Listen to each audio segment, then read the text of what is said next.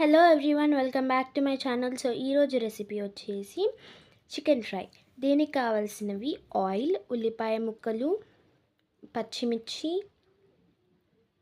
అల్లం వెల్లుల్లి పేస్ట్, లవంగం, బిర్యానీ ఆకు, యాలుకలు, కరివేపాకు, కొత్తిమీర, పుదీనా, కొంచెం కాజు, మసాలా పౌడర్, నెయ్యి, నిమ్మకాయ, చికెన్. కడాయి పెట్టుకొని ముందుగా మనం తీసుకున్న నెయ్యి అయితే దాంట్లో యాడ్ చేసుకోవాలి.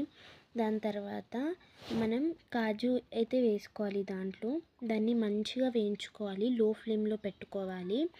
గోల్డెన్ బ్రౌన్లో అయితే మనం వేయించుకోవాలి. దాని తర్వాత అది ఒక సపరేట్ బౌల్లోకి తీసుకొని మనం ముందుగా తీసుకున్న ఆయిల్ని అయితే దాంట్లో యాడ్ చేసుకోవాలి. ఆయిల్ హీట్ అయిన తర్వాత మనం ముందుగా తీసుకున్న లవంగాలు, ఇలాచీ మరియు బిర్యానీ ఆకు వేసుకొని కలుపుకోవాలి, వేయించుకోవాలి. ఆ తర్వాత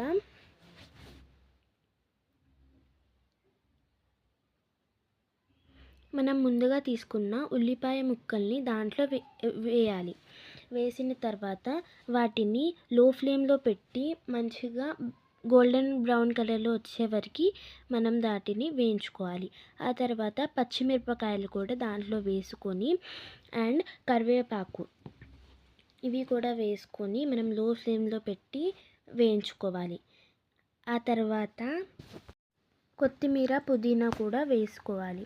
వేసుకున్న తర్వాత మనం వాటిని నీట్గా మిక్స్ చేసుకోవాలి. సో తర్వాత చికెన్ అనేది మనం యాడ్ చేసుకోవాలి. దాంట్లో యాడ్ చేసుకున్న తర్వాత మూత పెట్టుకొని ఒక 10 నిమిషాల పాటు కుక్ అవ్వనివ్వాలి. తర్వాత మూత తీసుకొని ఒకసారి కలుపుకొని ఆ తర్వాత కొంచెం పసుపు, తగినంత ఉప్పు మంచిగా కలుపుకోవాలి. ఈ మిశ్రమాన్ని ఒక 5 నిమిషాల పాటు ఉడికించుకోవాలి. ఒక 2 మినిట్స్ కలుపుకొని ఆ తర్వాత మనం ముందుగా తీసుకున్న అల్లం వెల్లుల్లి పేస్ట్ దాంట్లోకి యాడ్ చేసుకోవాలి. యాడ్ చేసుకున్న తర్వాత మనం మంచిగా కలుపుకోవాలి. కలుపుతూనే ఉండాలి, మళ్ళీ అది అడుగంటిపోతుంది. సో ఆ తర్వాత తగినంత కారం మనమైతే వేసుకోవాలి. స్పైసీ ఎక్కువగా ఉంటుంది కాబట్టి కారం కొంచెం తక్కువనే వేసాను నేను. ఆ తర్వాత పుదీనా మరియు మసాలా పౌడర్ని వేసుకొని ఈ మిశ్రమాన్ని మంచిగా కలుపుకోవాలి.